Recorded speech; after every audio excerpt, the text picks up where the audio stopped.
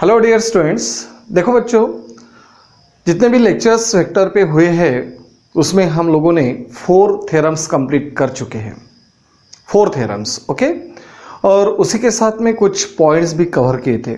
और आज का जो लेक्चर है केवल पॉइंट्स है, और कल से हम लोग जो प्रॉब्लम्स है वो सॉल्व करना स्टार्ट कर देंगे, ठीक है ना। तो लेट अस स्टार्ट। फर्स्ट है position vector of a point in a space. पहला पॉइंट हम लेते हैं position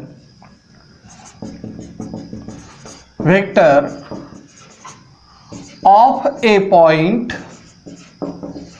P x, y, z in a space, in a space, okay.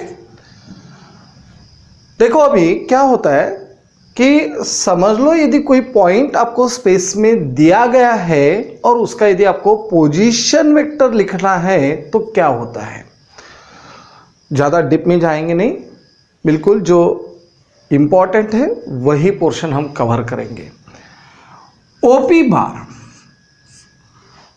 Bar is equals to, हम लोग यदि आर बार या पी बार लिखते हैं, पी बार समझ लो स्मॉल पी बार लिखा हुआ है, तो ये जो पी बार है इसे आप क्या बोलोगे, position vector of point P with respect to origin O.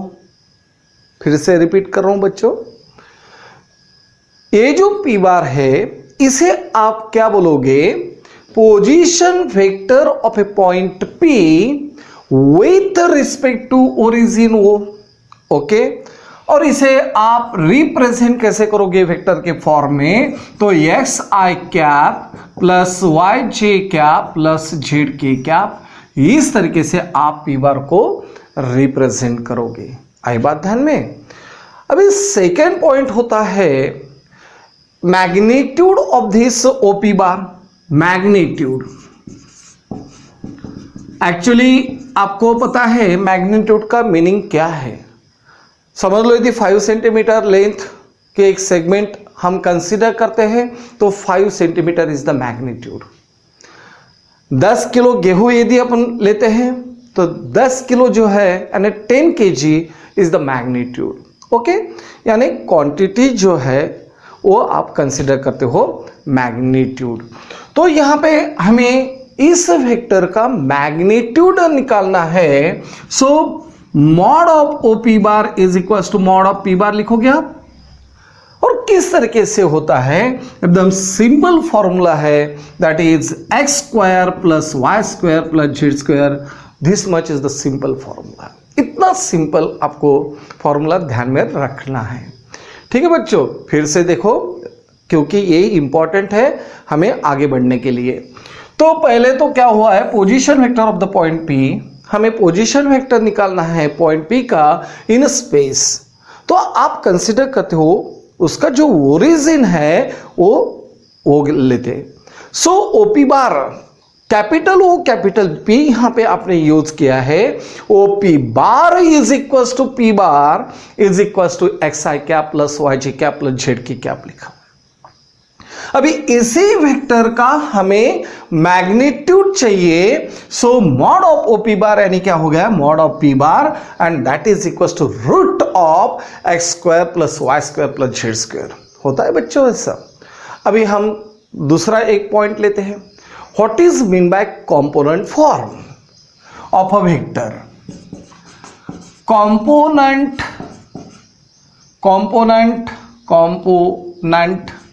Form of A vector.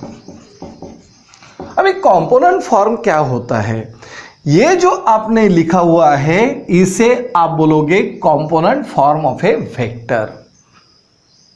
अलग अलग नाम है, बस वही जो आपने लिखा है वही होता है कंपोनेंट फॉर्म ऑफ वेक्टर। और यहां पे जो एक्स वाई और जेड है तो ये बन गए component of X axis, Y axis and Z axis. आई बात ध्यान में। तो देखो यहां पे क्या होता है, फिर से देखो, component form of A vector ये बन गया आपका, ओके। और एक्स वाई जेड को आप क्या बोलोगे, द कॉम्पोनेंट्स ऑफ आर बार। ये जो आर बार सॉरी, यहां पे आपने पी बार कंसीडर किया है, तो ये क्या बन गए, X Y Z are the components of P bar along OX, OY and OZ, OX, OY and OZ। Clear? फिर से रिपीट कर रहा हूं, ध्यान से सुनो। X, Y, Z are called the component of the vector P bar along the axis OX, OY and OZ। Clear? तो ये बन गए हमारे कंपोनेंट फॉर्म ऑफ वेक्टर्स। उसके बाद होता है vector joining two points, vector joining, इसे हम अच्छी तरह से समझ लेते हैं।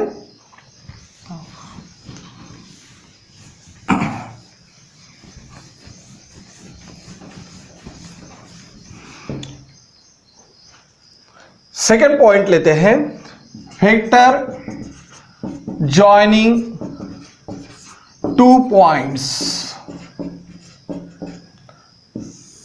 अभी यहां पे क्या होता है, देखो बच्चों, यहां पे आपने क्या किया है, ऐसा स्पेस में आपने इस तरीके से पॉइंट लिया हुआ है।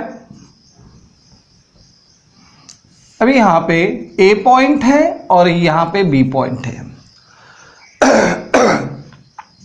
Suppose the coordinate of the point A be x1, y1, z1 और B के कोऑर्डिनेट हम कंसीडर करते हैं x2, y2, z2। इस तरीके से हम लोगों ने पॉइंट्स कंसीडर किए हुए हैं। अभी ओरिजिन से यदि आप ज्वाइन करोगे इस तरीके से,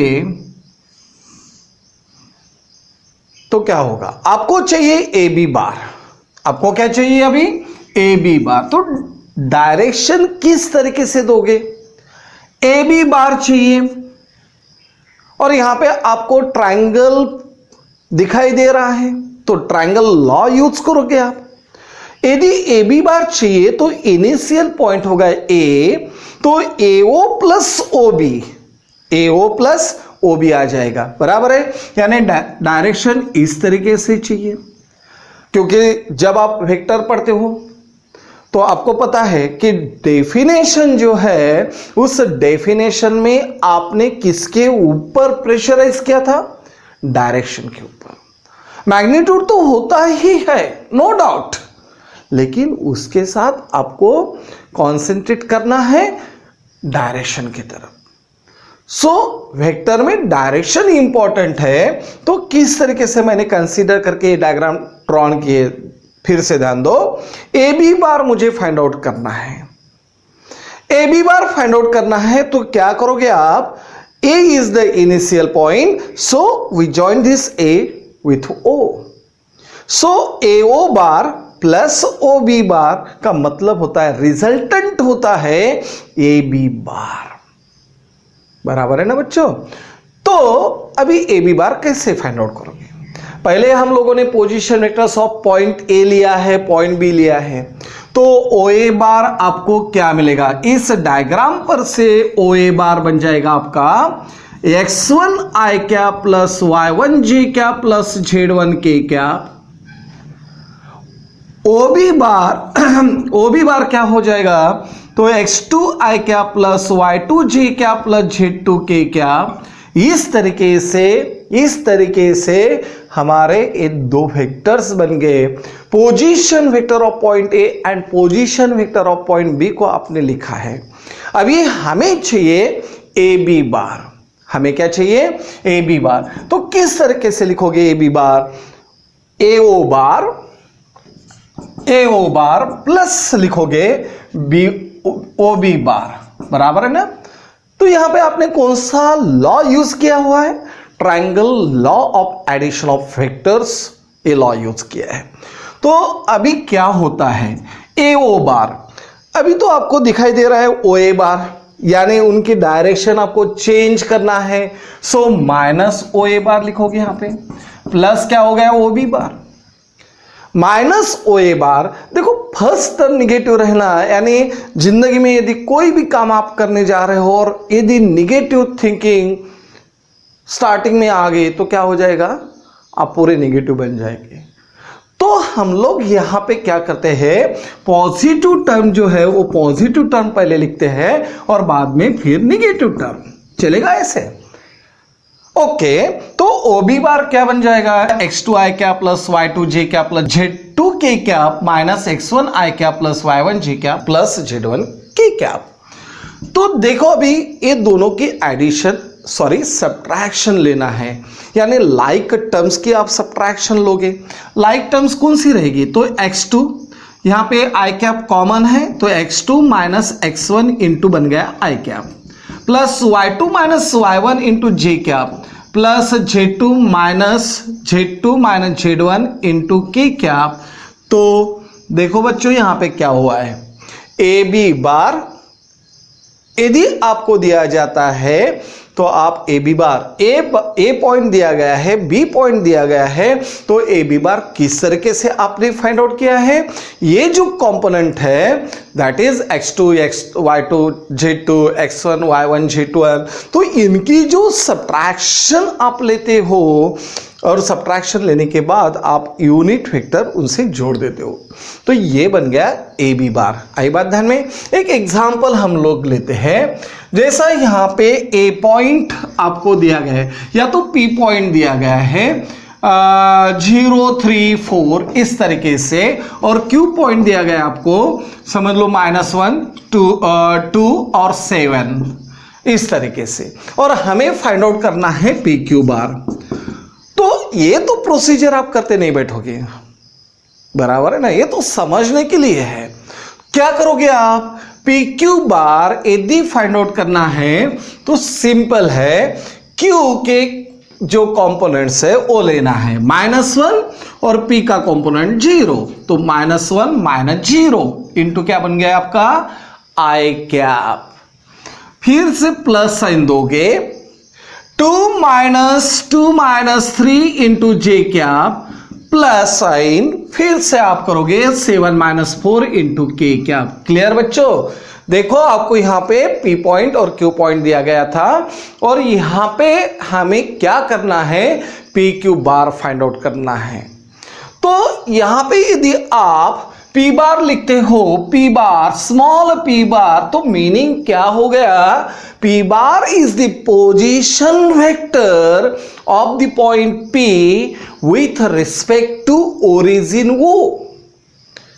फिर से रिपीट कर रहा हूं, P bar small P bar यदि आप लिखोगे तो this is called as the position vector of point P with respect to origin O. तो यहां पे आप क्या लिखोगे, 0 आई कैप प्लस 3 के जे कैप प्लस 4 के कैप, मतलब हुआ है 0 इंटू आई कैप यानी कुछ भी नहीं, तो क्या होगा 3 जे कैप प्लस 4 के कैप। ये बन गया पी बार। और क्यू बार कैसे होगा, फिर से क्यू बार क्या होगा, Q bar is the position vector of point Q with respect to origin O. तो यहां पे -1 into I cap, so minus I cap, plus होगा 2 जे कैप प्लस होगा 7 के कैप, बराबर है ना। तो अभी ये बन गई इंडिविजुअली। अभी आपको क्या चाहिए, पी क्यू बार। तो क्या किया आपने, -1 minus 0 into I cap plus 2 minus 3 into J cap plus 7 minus 4 into K cap. After simplifying it, इसे आप यदि सिंप्लीफाई करोगे तो -1 इंटू -1 माइनस 0 -1 हो गया, -1 इंटू आई कैप तो माइनस आई कैप हो गया, 2 माइनस 3 -1 होता है, माइनस इंटू प्लस यानी minus J cap plus 7 minus 4 that is 3 के कैप।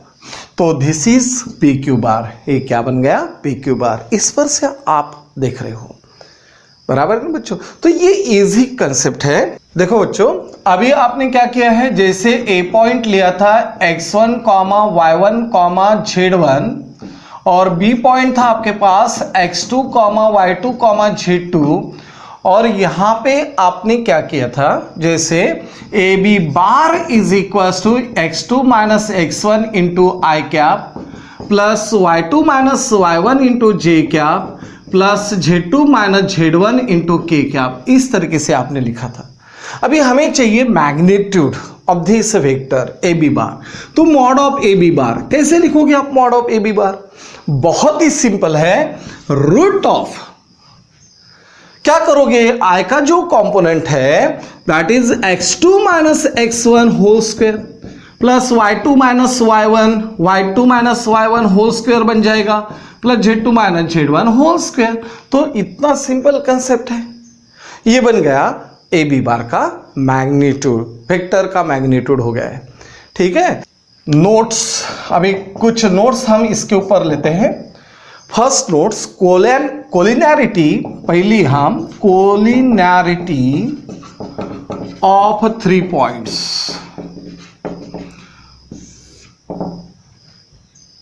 ओके, 3 पॉइंट्स की कोलिनैरिटी हमें चेक करना है। तो यहां पे क्या किया आपने, A B C we consider as 3 distinct points. देखो हमें कोलिनैरिटी चेक करना है 3 पॉइंट्स की।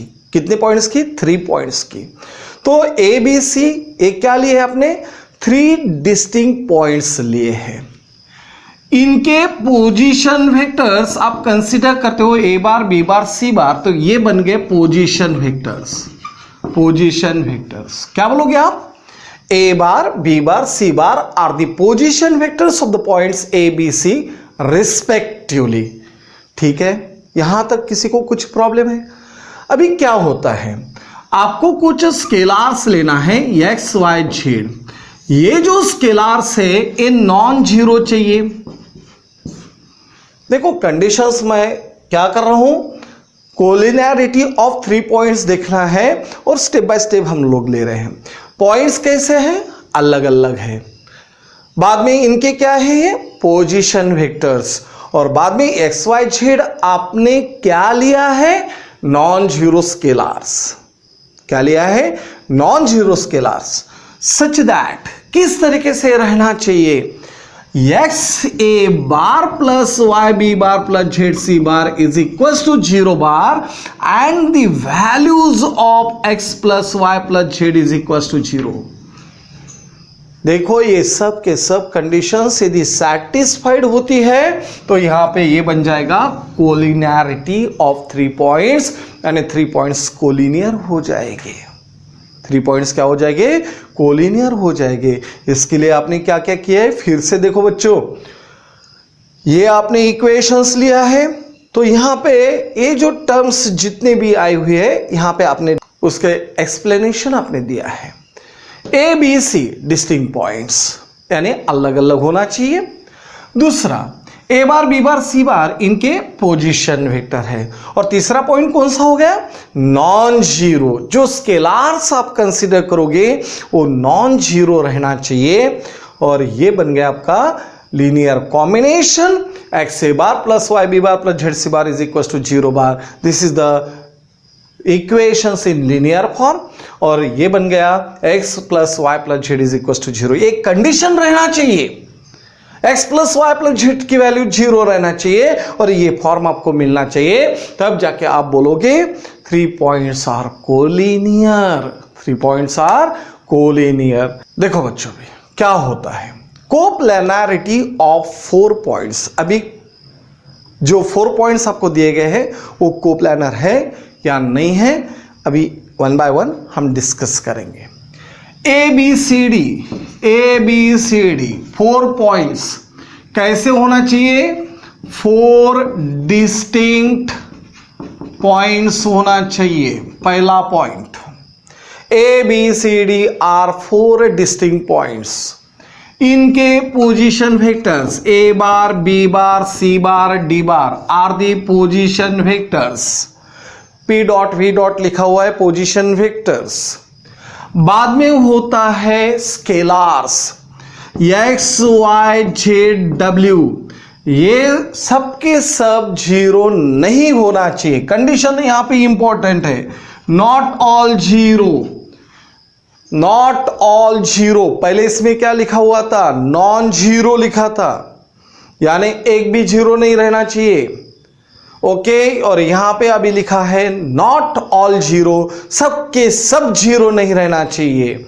और कंडीशंस होती है x A bar plus Y B bar plus Z C bar plus W D bar is equal to zero bar and the values of X plus Y plus Z plus W is equal to zero. देखो ये सब condition जब satisfied होती है ना बच्चों, तब ये 4 पॉइंट्स क्या बन जाएंगे? कोप्लेनर। बात ध्यान में आ रही है? एक्चुअली वेक्टर चैप्टर आपके लिए नया है लेकिन इजी है। सिर्फ वीडियो अच्छे तरह से देखो और समझ लो क्या पढ़ा रहे हैं। तो देखो यहां पे ABCD क्या है? 4 डिस्टिंक्ट पॉइंट्स है।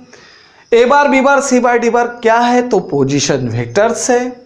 एक्स वाई जेड डब्ल्यू क्या है? नॉट ऑल जीरो, सबके सब जीरो नहीं है। और यहां पे X A bar plus Y B bar plus Z C bar plus W D bar is equal to zero bar.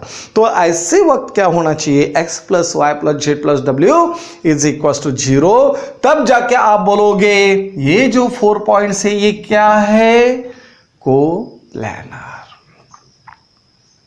Okay, देखो बच्चों, लीनियरली डिपेंडेंट वेक्टर्स समझ लो। आपने 3 वेक्टर्स लिए हैं, 3 वेक्टर्स।